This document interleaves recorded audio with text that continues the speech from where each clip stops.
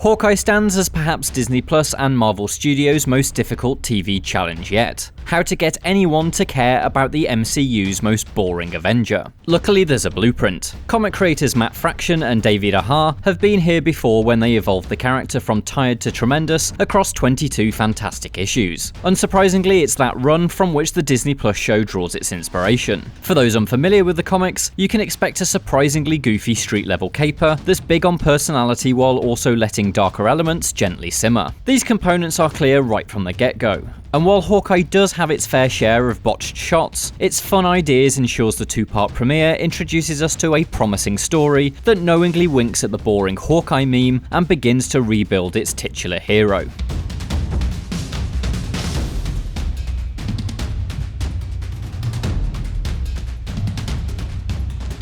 In these opening episodes, set in the week leading up to Christmas, Jeremy Renner's Clint Barton is recognised in the street and theatre stalls by wide-eyed fans. Despite this, it's clear he's not the Avenger most people adore. As he walks past a group of superhero cosplayers in Times Square, the archer among them is actually Katniss Everdeen from the Hunger Games, a great joke that really makes the story's intent for him clear. Barton is told that this lack of popularity is because Hawkeye doesn't have a good brand. How could anyone care about him when he hides anything interesting about himself? It's a question posed by someone who has the most likable brand of any Marvel character since Phase 1, Hailee Steinfeld's Kate Bishop. Pulled almost entirely from the pages of Fraction and Aja's comics, she's a delightfully energetic force who runs before she can walk. Her archery skills are matched only by her ability to arrive in the wrong place at the wrong time. This provides almost all of Hawkeye's initial fun and intrigue. Kate's a pint-sized detective, and her underbaked crime-fighting instincts ensure she's always getting herself into some kind of exciting trouble.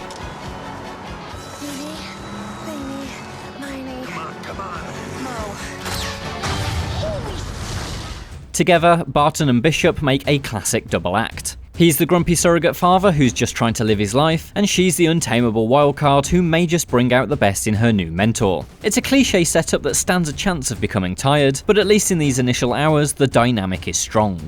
That's largely thanks to Steinfeld. It's unsurprising that she steals the show. She has always been a magnetic joy, but her junior hero also fires significantly more arrows across the premiere, both physically and metaphorically. By providing the lion's share of the show to Kate, we're able to invest in a much more fascinating character who will hopefully over time push Clint into a more interesting position. While the duo makes for an energetic feel, there are elements at play that keep things human and weighty. Barton is trying his best to be a dad while suffering the side effects of being a superhero. He's carrying the traumatic burden of a lost best friend, and a hearing aid makes up for the toll a dozen explosive missions have taken on his eardrums. The sudden appearance of Kate pulls him back into a life of trouble he's trying to put on the back burner for the holidays, which amps up the excitement and amusement but doesn't lose sight of that humanity. A sequence set during a live-action roleplay game really delivers on this balance. It's consistently funny, while also demonstrating Barton's reluctance to being pulled into a conflict when he'd rather be wrapping presents. Hawkeye's premiere isn't a perfect bullseye though.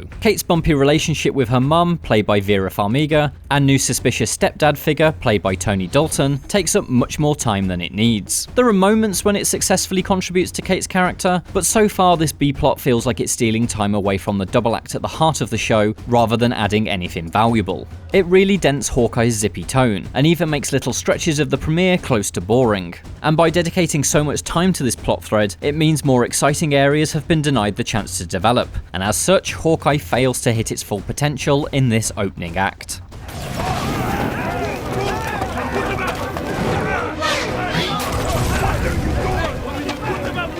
One of those more exciting areas is Barton and Bishop's feud with the Tracksuit Mafia, a collective of sweaty Eastern European gangsters dressed exclusively in red athletic wear. Their use of the word bro as punctuation in every sentence makes them a consistently funny adversary, which bolsters Hawkeye's crime caper tones. This does, admittedly, come with the risk of them being a less than fearsome foe, but the conclusion of the second episode pulls a trick that will potentially make them much more menacing.